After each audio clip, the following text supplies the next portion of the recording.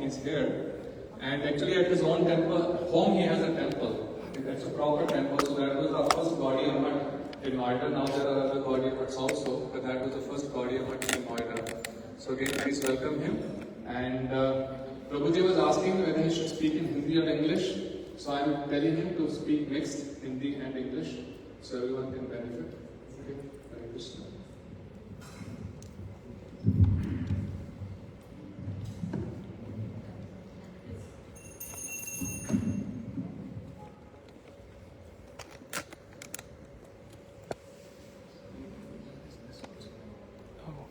Stand तो नहीं है लेकिन प्रभु जी हमारे पास, इसी पे लगा दूँ क्या? फिर एक ही स्टैंड है, आपके पास स्टैंड है? या तो यहाँ पे रख दीजिए किताब के सामने।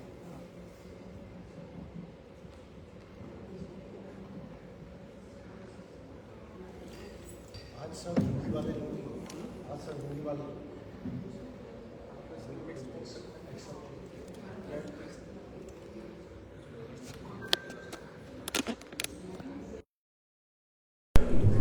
गुरुवे गौरचन्द्राय राधिकाय तदालये तद्भक्ताय नमो नमः। वाञ्छाकल्पतरुभ्यश्च कृपासिन्धुभ्यैव च पतितानां पावनेभ्यो वैष्णवेभ्यो नमो नमः। भक्त्या विहीनय अपराधलक्ष्ये क्षिप्तश्च कामादितरङ्गमध्ये कृपामयि त्वाम् शरणं प्रपन्ना वृन्दे नमस्ते चरणारविन्दं वृन्दे नमस्ते चरणारविन्दं वृन्दे नमस्ते चरणारविन्दम्। श्री कृष्ण चैतन्य प्रभु नित्यानंद श्री अद्वैत गदाधर श्रीवासादि गौर भक्त वृंद। प्रेम से कहिए हरे कृष्ण कृष्ण कृष्ण हरे हरे, हरे राम राम राम हरे हरे। जो नहीं बोले वो भी बोल सकते हैं, और जो बोले हैं वो थोड़ा जोर से बोल सकते हैं, थोड़ा एनर्जी के साथ। हाँ, हरे कृष्ण कृष्ण कृष्ण हरे हरे, हरे राम राम राम हरे हरे। सो हिंदी और English. English katha will be like a body without a soul. So if you want the body with the soul, then it can be Hindi. है ना? How many of you cannot speak Hindi? One. Somebody can translate for him. Two. Okay, I will try to mix.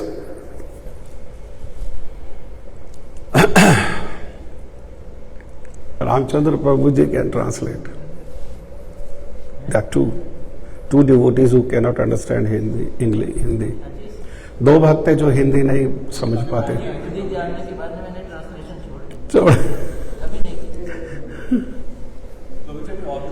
अच्छा, ठीक है।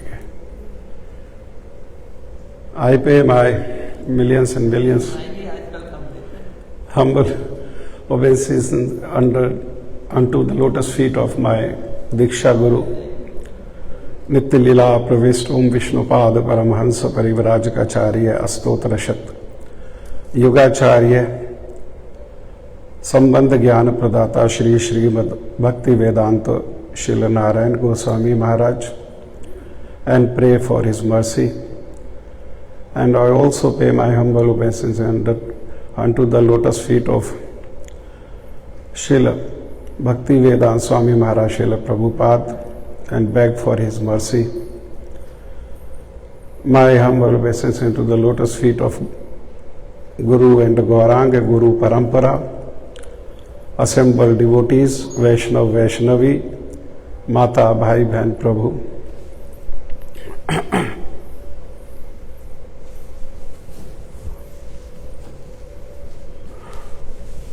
शुरू करते हैं हिंदी से बीच में, है ना।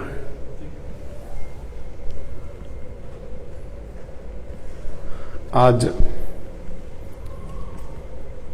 बड़े दुख के साथ एक सूचना प्राप्त हुई कि हमारे आचार्यों में से एक आचार्य श्रील गोपाल कृष्ण गोस्वामी महाराज उसा शरीर साक्षात अब यहाँ नहीं है। श्रील राय रामानंद जी को महाप्रभु ने एक प्रश्न किया, दुख मदे कौन दुख है गुरुतर। संसार में अनेक प्रकार के दुख हैं, उन दुखों में से सबसे बड़ा दुख कौन सा है?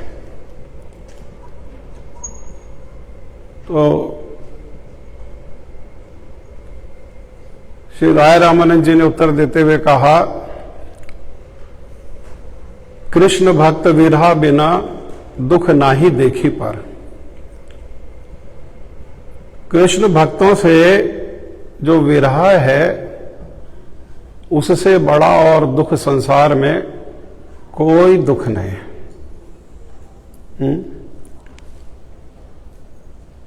तो हम उनके चरणों में हमारे शब्दांजलि, पुष्पांजलि हम उनके चरणों में समर्पित करते हैं। और उन्होंने पूरा जीवन हमने कभी उनको बैठे हुए नहीं देखा। बहुत समय पहले से उनको हार्ट ट्रबल था, हॉस्पिटल गए, हॉस्पिटल से आए और next morning mangal aarti he'll be doing puja, he'll be doing आरती।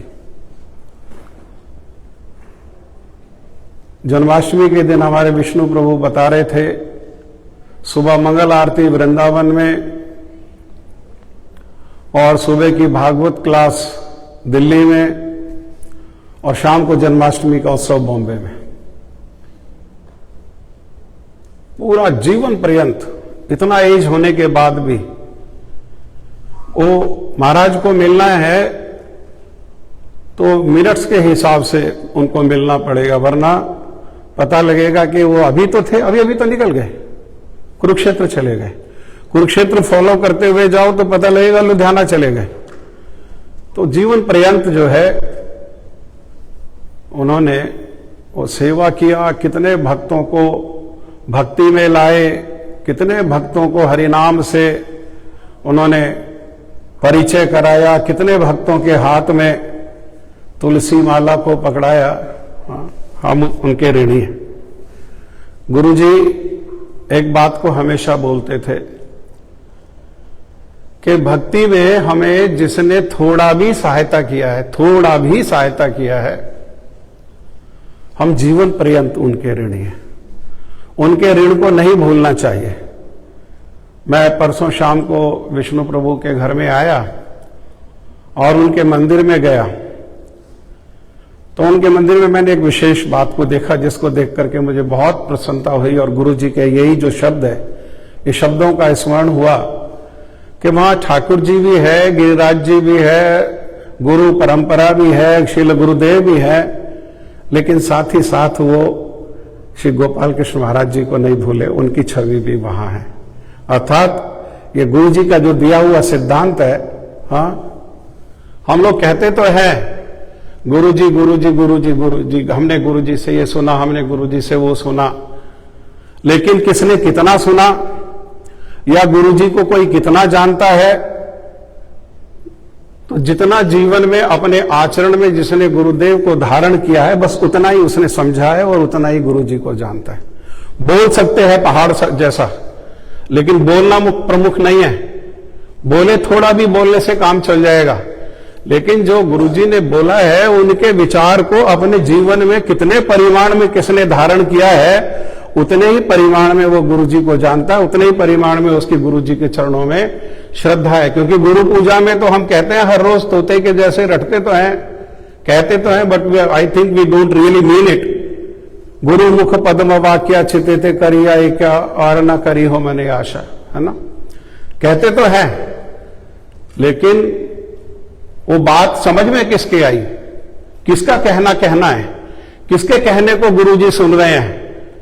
जिन्होंने वाकई गुरुमुख पद्म वाक्य से, गुरुजी के मुख से निकले हुए जो वचन है उसको अपने जीवन में धारण करने का कम से कम प्रयास तो किया। हो पाया नहीं हो पाया, रिजल्ट हमारे कंट्रोल में नहीं है, लेकिन किसने कितना प्रयास किया, बस उतने परिमाण में ही उसके जीवन में गुरुजी का प्रवेश है, वो या गुरुजी के चरणों में उसका उतने परिमाण में ही प्रवेश है। बाकी जो हम कहते हैं वो लिप एक्सरसाइज है या वो बोझ है, जिस बोझ का किसी को कोई लाभ नहीं है। जैसे गधा बोझ ढोता है, लेकिन उस बोझ को ढोने का गधे को कोई लाभ नहीं है, ऐसे ही उस बोझ को जो है ढोने का कोई लाभ नहीं। वो ज्ञान कैसा है, वो रटा हुआ है और वो बोझ के जैसे है।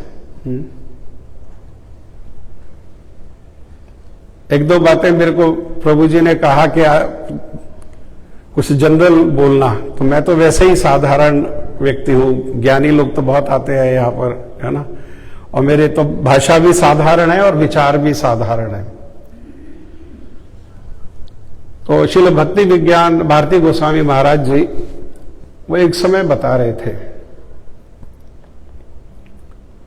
कि एक व्यक्ति, वो बड़ा धनाढ्य था, बहुत धनी व्यक्ति था, बहुत ऐश्वर्य, बहुत वैभव और शरीर भी बड़ा स्वस्थ, और घर में बड़ी सुंदर गृहिणी, बड़ी गुणवान गृहिणी, आज्ञा को पालन करने वाले बच्चे, किसी चीज का जीवन में कोई अभाव नहीं था। और 50 साल निकल गए, कभी कोई रोग भी नहीं हुआ 50 वर्ष में।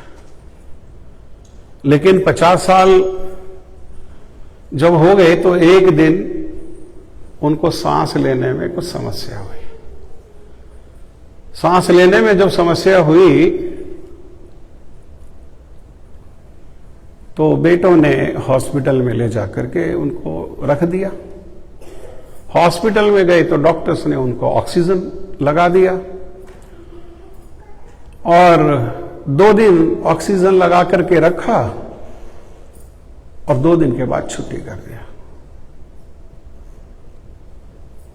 और जब छुट्टी किया तो एक बिल भी पकड़ा दिया उनको, बिल भी हाथ में दे दिया 50,000 रुपया का।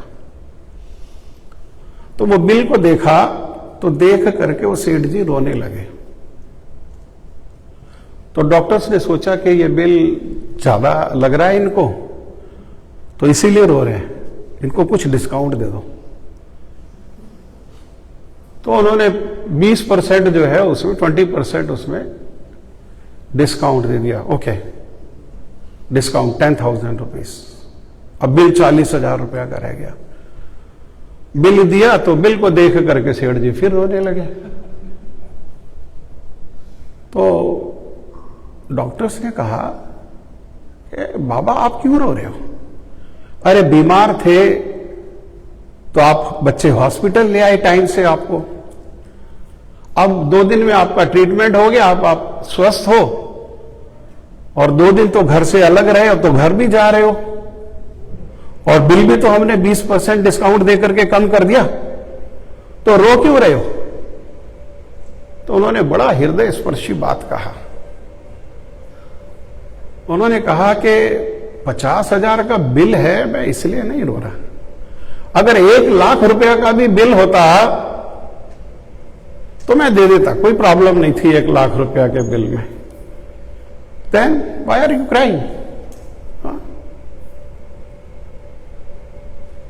तो उन्होंने कहा देखो तुमने मुझे 2 दिन हॉस्पिटल रखा ऑक्सीजन दे करके और बिल दिया 50,000 रुपया का। मेरे प्रभु ने मुझे 50 साल ऑक्सीजन दे करके रखा और आज तक उसने कोई बिल भी नहीं भेजा। हाँ, तो फिर रोने की क्या बात है? अरे कोई बिल नहीं भेजा तो बिल कोई देना भी नहीं है, कोई लायबिलिटी नहीं, तो क्यों रो रहे हो फिर?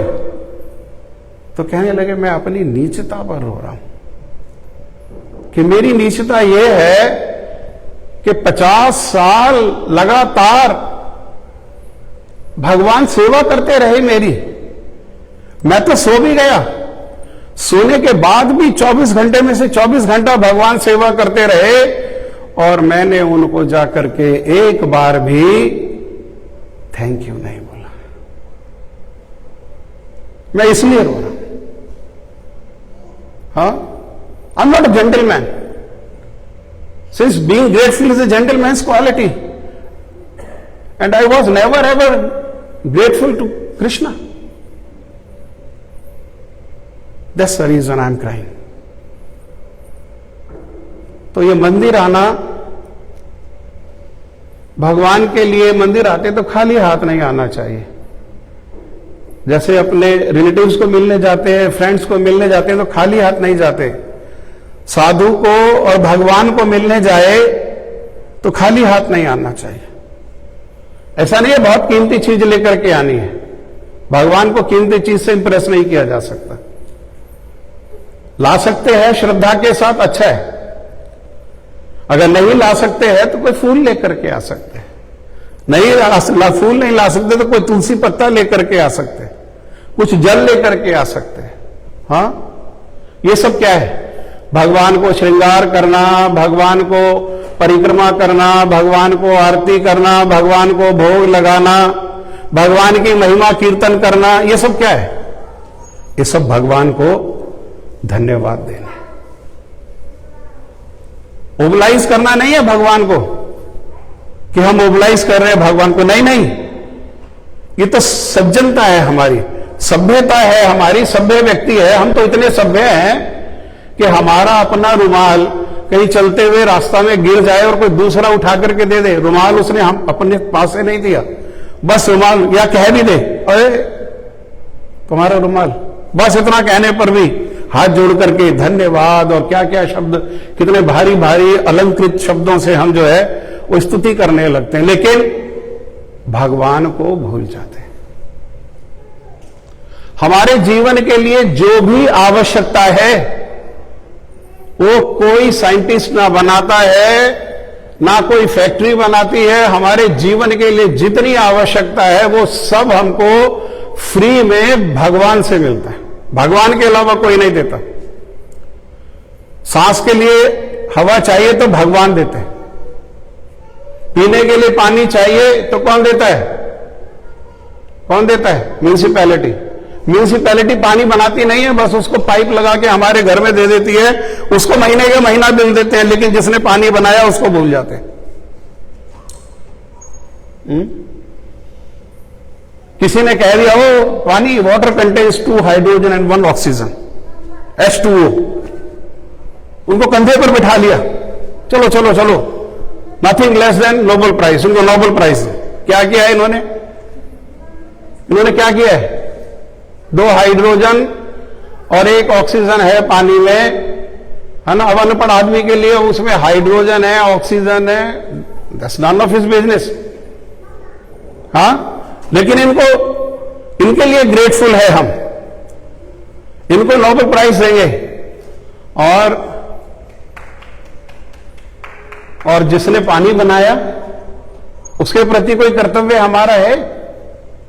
हाँ, अरे आपको पता लग गया 2 हाइड्रोजन 1 ऑक्सीजन मिलकर के पानी बनता है, तो भाई क्यों फिर संसार में पानी का अभाव? क्या 2 हाइड्रोजन मिलाओ, 1 ऑक्सीजन उसमें डालो और पानी सप्लाई करो, नदियां बनाओ, नहर बनाओ। हाँ बनाओ, क्यों नहीं बनाते?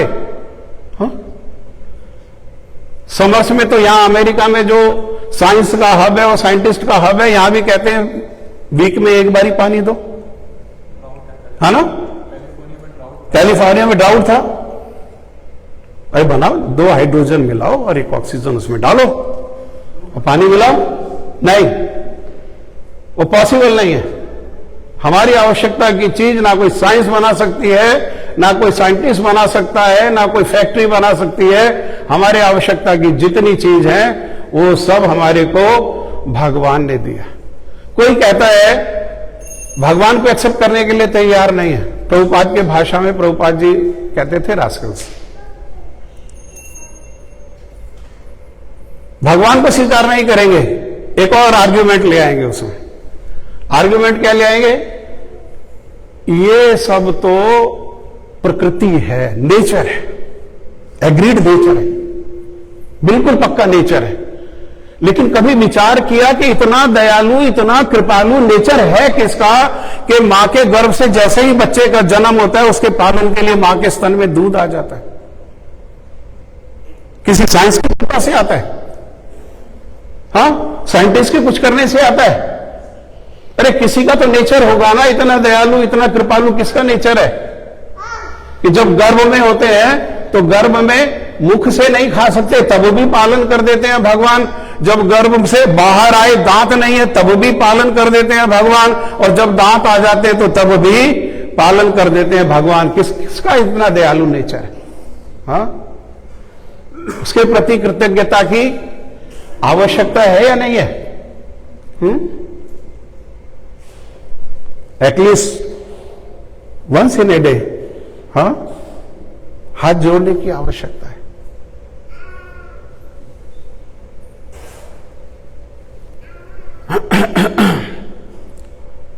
यही साधारण सी जो बातें हैं, सुनने में कैसी लगती है? बिल्कुल साधारण लगती है।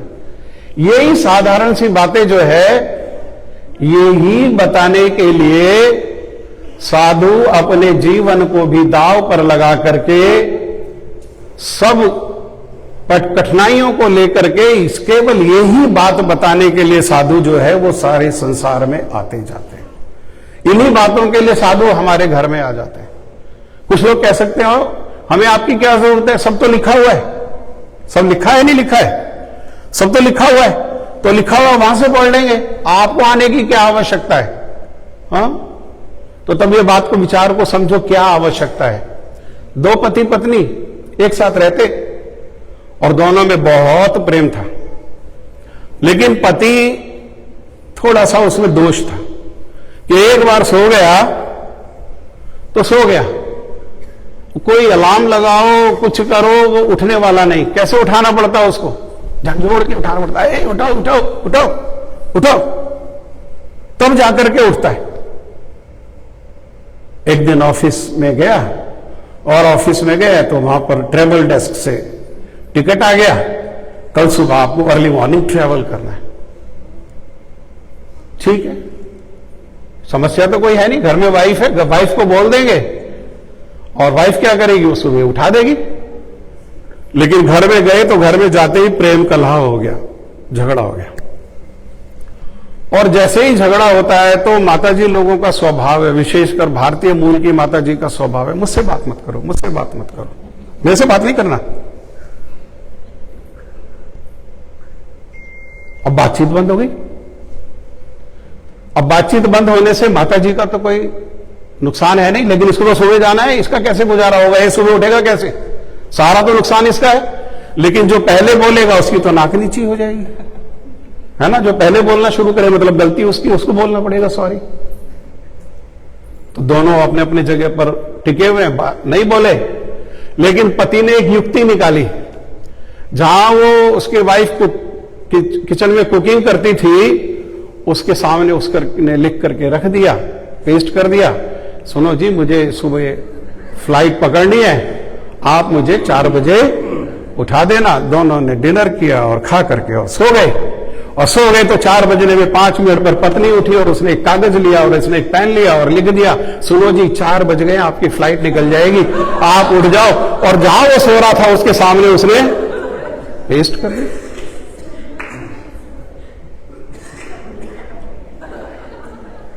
लिखा हुआ था नहीं था? लिखा हुआ था या नहीं था? हां, फ्लाइट पकड़ी गई, फ्लाइट पकड़ी गई। लिखा हुआ था नहीं लिखा हुआ था?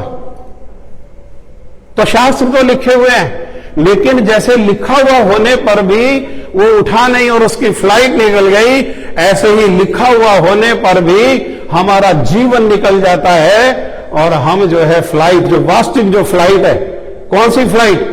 जो गोलोक धाम को जाने वाली है, जो भक्तों के बीच में लेकर के जाने वाली है, जो विशेषकर गुरुदेव के चरणों में ले जाने वाली है, वो फ्लाइट हमारी निकल जाती है। इसके लिए साधु आते हैं। किसके लिए साधु आते हैं? सोए हुए जीवों को कैसे सो रहे हैं? तो श्रील भक्ति विनोद ठाकुर कह रहे हैं आंखें खुली हुई हैं लेकिन माया की गोदी में सर रख करके सो रहे हैं। तो साधु किस लिए आते हैं? जीव जागो जीव जागो, गौर चांद बोले कत निद्र जाओ माया पिशाचीर कोले, हरे कृष्ण कृष्ण कृष्ण। आप भी बोल सकते हो, मुझे ही बोलना ऐसा जरूरी नहीं है। हरे राम राम राम हरे हरे, राधे राधे गोविंद गोविंद राधे राधे राधे गोविंद गोविंद। हम माया की गोदी में सर रख करके खुली आंखों से सो रहे हैं। सोने का अर्थ क्या है? सोने का अर्थ है जो भागवत में बिल्कुल प्रारंभ में कहा, मंदा। मंदा मतलब आलस्य। आलस्य संसार के प्रति आलस्य नहीं है। संसार में अगर हमको मैटनी शो देखने के लिए जाना हो, मान लो 3 बजे शो शुरू होता है और 6 बजे तक है शो, तो $10 की टिकट आती। कितना? $10 की टिकट आती। कितने की आती टिकट? कौन देखता सिनेमा? अब कोई नहीं बोलेगा। चलो $10 की आती है टिकट। तो $10 का टिकट लेकर के 3 बजे हमको शो देखना है, तो कितने लोग ऐसे हैं जो 3:30 बजे पहुंचेंगे? हाथ खड़ा करो। हाँ, कितने लोग ऐसे हैं जो 3:30 बजे पहुंचेंगे? हाथ खड़ा करो। हाँ, एक भी नहीं। और अगर मंदिर में प्रोग्राम 11:30 बजे से है, तो कितने बजे पहुंचना है हमको जरूरी है? 12, 12:30, or maybe close to 1. That time prasadam starts. हाँ, ये क्या है? यही है खुली आंखों से हम लोग क्या कर रहे हैं? माया की गोद में सर रख करके सो रहे हैं। साधु आकर के कहता है जीव जागो जीव जागो। समय नहीं है भाई तुम्हारे पास। वो समय आए, कब? कौन सा समय आए? राजा कुलशेखर कह रहे हैं प्राण प्रयाण समय कफवात पित्ते। वो समय आए, उस समय के पहले। संसार में कोई नहीं सिखाएगा, संसार में कोई नहीं बताएगा। संसार तो स्वार्थ में है। You scratch my back, I scratch yours. बस ये बिजनेस है, इसको ही संसार कहते हैं। इसके अलावा और कुछ संसार नहीं है। केवल साधु आकर के बोलेगा, कड़वा लगने पर भी हमें कड़वा लगेगा, ओ ये तो डेथ की बात कर रहा है, ये तो मृत्यु की बात कर रहा है। साधु आकर के बोलेगा तुम्हारे पास समय नहीं है, मर जाओगे। अभी समय रहते या वो समय आने के पहले जब कंठ अवरुद्ध हो जाएगा, भगवान का नाम नहीं निकलेगा, जब स्मरण नहीं रहेगा, तब उसके पहले क्या करो? उसके पहले भगवान का भजन करो। संसार में कोई नहीं बताएगा। मां नहीं बताती, पिता नहीं बताता, पति नहीं बताता, पत्नी नहीं बताते। संसार के लोग कब बोलेंगे? संसार के लोग जब शरीर छूट जाएगा तब बोलेंगे राम नाम सत्य। और जीवन रहते पढ़ाई, नौकरी, बिजनेस, परिवार, बच्चे। हाँ, ये हमारा ये मतलब नहीं है कि पढ़ाई नहीं जरूरी है। हम पढ़ाई के अगेंस्ट नहीं है। हमारा ये बिल्कुल मतलब नहीं बिजनेस जॉब जरूरी नहीं है, हम उसके भी अगेंस्ट नहीं है। फैमिली के भी अगेंस्ट नहीं है। फैमिली के अगेंस्ट तो कैसे हो सकते? हाँ, क्योंकि साधु तो दोनों ही है। एक विरक्त साधु और एक गृहस्थ साधु है। एक घर में रहने वाला भी साधु है और जो घर से बाहर रह रहा है वो भी साधु है। दोनों में कौन कितना साधु है, दोनों में कौन कितना बड़ा साधु है? जिसका जितने परिमाण में मन भगवान में लगा हुआ है वो उतना ही बड़ा साधु है। घर में है तो घर में साधु है, और विरक्त है तो विरक्त साधु है। कपड़े से कोई फर्क नहीं पड़ता, लाल है, सफेद है, पीला है, नीला है, कोई फर्क नहीं पड़ता। लाल कपड़ा भी पहना और मन भगवान में नहीं लगा तो कोई, वो क्या है फिर? वो बाहरी श्रृंगार ही है। अगर मन भगवान में नहीं रंगा और कपड़े रंग गए तो उसका कोई लाभ नहीं है। मूल क्या है? मूल तो मन को भगवान में रंगना ही ये मूल है। जिसका जितने परिमाण में मन भगवान में लगा हुआ है, हाँ, उतने परिमाण में। आज्ञा तो महाप्रभु की दोनों के लिए एक ही है, दोनों के लिए अलग अलग थोड़ी है। महाप्रभु ने तो दोनों के लिए कहा, ग्रहे थाको बने थाको सदा हरि बोले डाको। पुकारो भगवान को, घर में हो तो घर में रह करके पुकारो, और वन में हो तो वन में रह करके पुकारो। हाँ, आज सुबह मैं बता रहा था आरती दीदी को, श्रीमद् भागवतम में श्री नारद जी अपना चेला प्रहलाद महाराज जी की महिमा को सुना रहे हैं पांडवों को। हाँ, और पांडवों को सुनाया तो उसके संदर्भ में मैंने बताया कि महाप्रभु ने जगन्नाथपुरी में श्री हरिदास ठाकुर जी से पूछा कि हरिदास, साधु कौन है? हाँ, साधु कौन है? तो उन्होंने नहीं कहा कि वैष्णव साधु है, उन्होंने कहा जो कार्ष्णी है, जो कृष्ण भक्त है, वही साधु है। उसको छोड़ करके और कोई साधु नहीं है। एकमात्र जो कृष्ण भक्त है वही साधु है। और ये साधु दो प्रकार के हैं, एक गृहस्थ साधु और एक विरक्त साधु। तो जिस समय श्री नारद जी ने प्रहलाद महाराज जी की महिमा को सुनाया तो युधिष्ठिर महाराज तो कहने लगे कि ये देखो प्रहलाद महाराज की कैसी महिमा है, कैसे श्रेष्ठ भक्त हैं, कैसी निष्ठा है उनकी भगवान के चरणों में। हम तो ऐसे श्रेष्ठ नहीं, हम तो घर में रहते, हम तो गृहस्थ हैं। तो अब नारद जी ने कहा, अरे जितना तुम श्रेष्ठ हो इतना श्रेष्ठ तो भक्त कोई है नहीं। तुमने क्या किया है? तुमने तो प्रेम से कृष्ण को अपने अधीन कर रखा है, बांध रखा है। हाँ, स्वयं भगवान श्री कृष्ण ब्रह्मा जी को भागवत जी की महिमा सुनाते हुए कहते हैं कि जो भक्त मेरी महिमा को कीर्तन करते हैं मैं उनके अधीन हो जाता हूं, उनसे बंध जाता हूं। कैसे?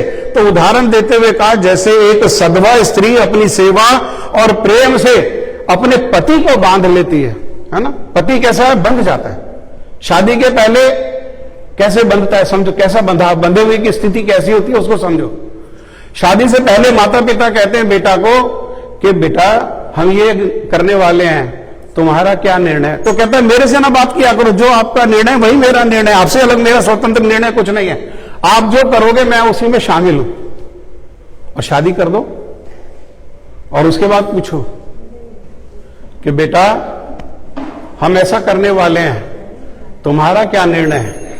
तो आप नहीं कहेगा जैसा आपका निर्णय वैसा मेरा निर्णय, जो आप करोगे भाई मैं, क्या कहेगा? सोच के बताऊंगा। क्या सोचना है उसको? सोचना क्या है? बोलो क्या सोचना है? पत्नी को पूछना है उसने। क्यों? अब इतना बंध गया कि उसके बिना आदेश के हिल नहीं सकता। उसने क्या किया? उसने प्रेम से और सेवा से क्या किया? को बांध लिया। ऐसे ही तुमने क्या किया है? प्रेम से और सेवा से उन भगवान को बांध रखा है। हाँ, उनको बांध रखा है। साधारण में नियम है कि गृहस्थ लोग साधु के आश्रम में जाते हैं, वहां कथा कीर्तन सिद्धांत रस आदि विचार को लेने के लिए अपने जीवन के मंगल के उद्देश्य से जाते हैं। नारद जी कह रहे हैं युधिष्ठिर महाराज को। लेकिन वही साधु तुम्हारे दरवाजा के बाहर लाइन लगा करके पंक्तिबद्ध होकर के खड़े रहते हैं। क्यों? क्योंकि उन साधु के जो लक्ष्य है वो भगवान, वो द्वारका में परिवार है उनका, 16,108 पत्नियां हैं, 10-10 लड़के हैं, एक लड़की है, माँ है, पिताजी है, बड़ा भैया है, छोटी बहन है, भाभी है। सब होते हुए भी उनका मन वहां नहीं लगता, वहां नहीं रहते। वो कहां रहते हैं? तुम्हारे घर में आकर के रहते हैं। और साधु अपने आश्रमों को छोड़ करके, आश्रमों को छोड़ के वैसे भी आते हैं। गर्गाचार्य जी जब आए इन दोनों बच्चों का नाम रखने के लिए, कृष्ण बलराम का नाम रखने के लिए, तो तब नंद बाबा ने बड़ा प्रसन्न होकर के और उनको जो है स्वागत किया, और उनके स्वागत में कहा कि क्या आप किस लिए आ जाते हो, अपने अपने आश्रमों को छोड़ के किस लिए आ जाते हो? तो कहा निर्णाम गृहिणाम दीन चेतसाम, हमारे जैसी जो दीन चेतना है, ऐसे जो लोग हैं जो घर में रहते हैं, उनके पास आप स्वयं चल करके आ जाते हो। किस लिए? निश्रेय यशाय। श्रील विश्वनाथ चंद्र ठाकुर पाद जी ये निश्रेय यशाय जो शब्द है, इसकी चर्चा करते हुए कहते हैं कि सब प्रकार से गृहस्थों के मंगल के उद्देश्य से ही साधु आ जाते हैं घर में बैठे बैठाए। लेकिन यहां क्या कह रहे हैं नारद जी? नारद जी कह रहे हैं साधु तो आए हैं, लेकिन तुम्हारे मंगल के उद्देश्य से नहीं आए हैं। अरे तुम्हारे मंगल का तो मूल जो है वो तुम्हारे घर में, सारे संसार के मंगल का जो मूल है, परम परात्पर परतत्व वही भगवान, वो कहां है? वो तुम्हारे घर में है। तो साधु पंक्तिबद्ध होकर के खड़े हुए हैं अपने स्वार्थ के उद्देश्य से, कि उनके जो जीवन का जो मूल है वो कभी आते जाते एक झलक उनको दर्शन हो जाए। इसीलिए क्या है? इसीलिए वो साधु अपने आश्रमों को छोड़ करके आते हैं। तो भगवान कहेंगे तो गीता में तो अपना ऊपर के 2 बटन खोल के बड़ी बड़ी बातें करते हैं कि मैं इसलिए आ गया, मैं इसलिए आ गया, धर्म की स्थापना के लिए आ गया, भक्तों के प्रेम के लिए आ गया। इसके लिए एकमात्र जो श्रील भक्ति विनोद ठाकुर ने कहा, भगवान के आने का हम लोगों के लिए एकमात्र जो उद्देश्य है, वो उद्देश्य है जीवेर कारण आसिया प्रपंचे लीला कैला सुविस्तार गोपीनाथ मम निवेदन सुनो। इस प्रपंच में भगवान को आने की कोई आवश्यकता नहीं है, लेकिन वो इस प्रपंच में नहीं उनके आने के योग्य होने पर भी इस प्रपंच में एकमात्र हमारे मंगल के उद्देश्य से आते हैं। ऐसे ही साधु भी हमारे मंगल के उद्देश्य से आते हैं। उनका और कोई अगर साधु है तो, अगर कोई और दूसरे उद्देश्य के लिए चला है ना, महाप्रभु ने तो मना किया। महाप्रभु ने तो हमारे धारा है उसमें तो बोला, ना धनम ना जन्म ना सुंदरी कविताओं व जगदीश कामय, सब बोला, कुछ नहीं चाहिए। वृत्रसुर ने भी स्तुति करते हुए यही कहा, न नाक पृष्ठम न च पारमेष्टम न सार्वभौमम न रसातिपत्यम न योग सिद्धि, सब कुछ नहीं चाहिए। साधु एकमात्र आता है जीवों के मंगल के उद्देश्य से। उस जीवों के मंगल का जो है, उसी में साधु का अपना हित भी उसी में निहित है, उसी में मिला हुआ। और किसी उद्देश्य के लिए साधु आता है तो वो साधु नहीं है, फिर वो स्वादु है। उसके लिए स्वाद अभी संसार में बाकी है, स्वाद से पेट अभी उसका भरा नहीं है ना। और किसी भी उद्देश्य के लिए आएगा तो वो स्वादु है। साधु आएगा तो किस लिए आएगा? हमें बार बार याद दिलाने के लिए, भजिबो बलिया ऐसे संसार भीतरे पड़िया रहिला तुमी अविद्यार भारे, जीव जागो जीव जागो। गौरा चांद बाले कत निद्र जाओ माया विश्व चीर को ले। हरे कृष्ण सब बोलो, कृष्ण कृष्ण हरे हरे, हरे राम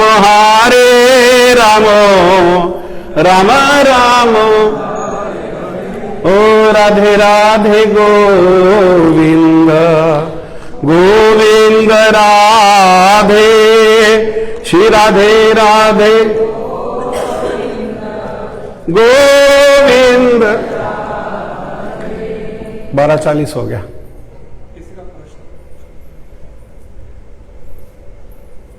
भजी वो बलिया ऐसे संसार भीतरे, तुम संसार में आए एक बात को कह करके, बली बोल करके आए। क्या करोगे? क्या करूंगा मैं? भजी वो, मैं भजन करूंगा प्रभु, आपका भजन करूंगा, कुछ और नहीं करूंगा। क्यों? क्योंकि वहां छोटा सा गर्भाशय है, छोटा सा यूट्रस है, उसके अंदर अंधेरा है, उसके अंदर गर्म पानी है, ठंडा नहीं है, उसमें लटका हुआ है। कैसे लटका हुआ है? भगवान कपिल देव अपनी मैया देवहूति को बताते उल्टा लटका हुआ है।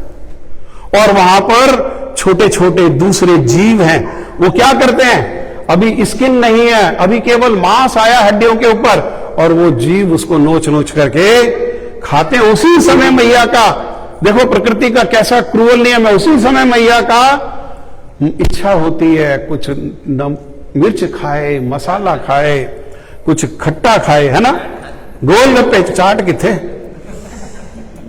है ना, खट्टा खाए ना, और वो खट्टा खाती है, तीखा खाती है, और वो जाकर के गर्भाशय में जो बच्चा है उसके मांस लगता है, बच्चा छटपटा करके मूर्छित हो जाता है, मूर्छित होकर के गिर जाता है। मां कहती है, कभी तो कहेगी आज तो चंचलता है, घूम रहा है, कभी कहेगी आज घूम ही नहीं रहा, आज कोई एक्टिविटी नहीं, क्या हुआ, अरे मूर्छित पड़ा हुआ है, कैसे घूमेगा, वो तो सांस भी नहीं ले सकता, उसको तो चेतना भी नहीं है, वो अचेतन होकर के पड़ा हुआ है।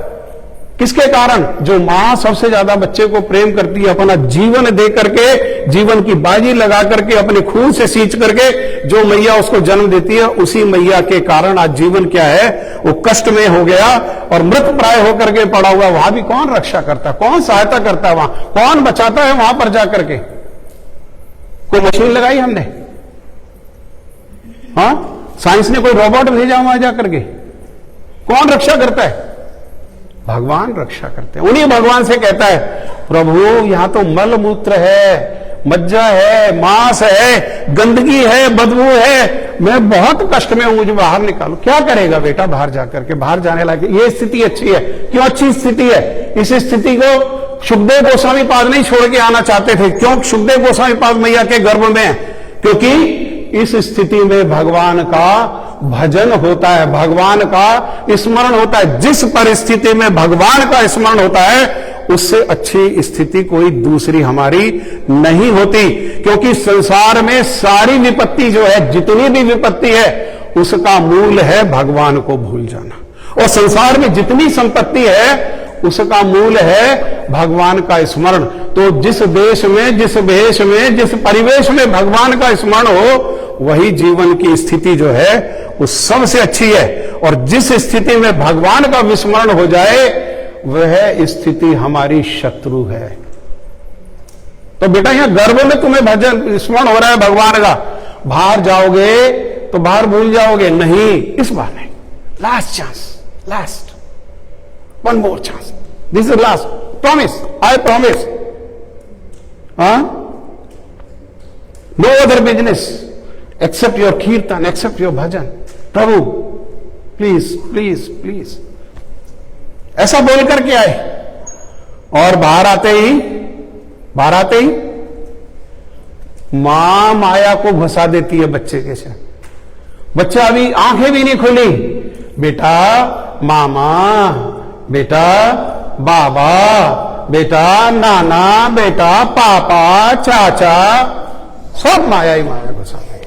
वो देख रहा है कि अभी तो मैं किसी का बाबा था, अब ये मेरा एक बार बाबा आ गया, हाँ, अभी तो मैं बाबा था, बुढ़ा होकर के गया। भजी बो बलिया, ऐसे हम लोग सब लोग संसार में इसी प्रकार से बोल करके आए हैं, और संसार के वचन को तो हम बड़े अच्छे से निभाते हैं, लेकिन भगवान को दिया हुआ जो वचन है उसको माया के प्रभाव के कारण हम भूल जाते हैं। इसीलिए साधु क्या करते हैं, हमें वापिस आकर के, बार बार आकर के कटु वचन बोल करके, अपना तिरस्कार सहन करके, अपना अपमान भी सहन करके, एकमात्र जो है हमारे मंगल के लिए ही साधु आते हैं। हमारे आप सभी लोगों का बहुत बहुत धन्यवाद, और स्पेशली उन लोगों का धन्यवाद। I am very grateful to those who don't understand Hindi but still they are sitting here. I'm very grateful to them. Maybe somebody may translate to them, at least the essence of the katha can be translated. Vishnu Prabhu ji का बहुत धन्यवाद, रामचंद्र प्रभु, मंदिर management, मंदिर का बहुत बहुत धन्यवाद, आपने हमें समय दिया, आपकी बहुत बहुत कृपा। एक आखिरी वाक्य, समय तो हो गया, एक आखिरी वाक्य है, एक आखिरी वाक्य है कि आप मंदिर में आए हो, और ये मंदिर कैसा है, ये मंदिर जैसा स्त्री को पीहर अपना प्रिय होता है, उससे भी ज्यादा प्रिय स्थान है। क्यों? क्योंकि यहां जो भगवान है उनको छोड़ करके संसार में हमारा दूसरा और कोई है नहीं। संबंध तो बहुत है, दुनिया का मेला है, लेकिन मेले में हर जीव अकेला है। तो यहां मंदिर में आकर के, अपने पिता के स्थान में आके, अपने प्रभु के स्थान में आकर के खाली हाथ नहीं जाना, हाथ झाड़ करके नहीं जाना। कथा में जो सुना है, जो आपके हृदय को स्पर्श किया है, थोड़ा या ज्यादा उसको सूत्र बना करके ले जाना और जीवन में आचरण करने का प्रयास करना। बड़ा साधारण है, हमारे ब्रज में बड़े साधारण रूप में कहा, आओ तो राधे राधे और जाओ तो, बोल सकते हैं? कौन बोल सकता है? Let me. आओ तो और जाओ तो और गाओ तो और खाओ तो, राधे का नाम अनमोल बोलो, वो श्यामा का नाम अनमोल बोलो। एटलीस्ट कम से कम ये तो साथ लेकर के जाना। ठीक, धन्यवाद।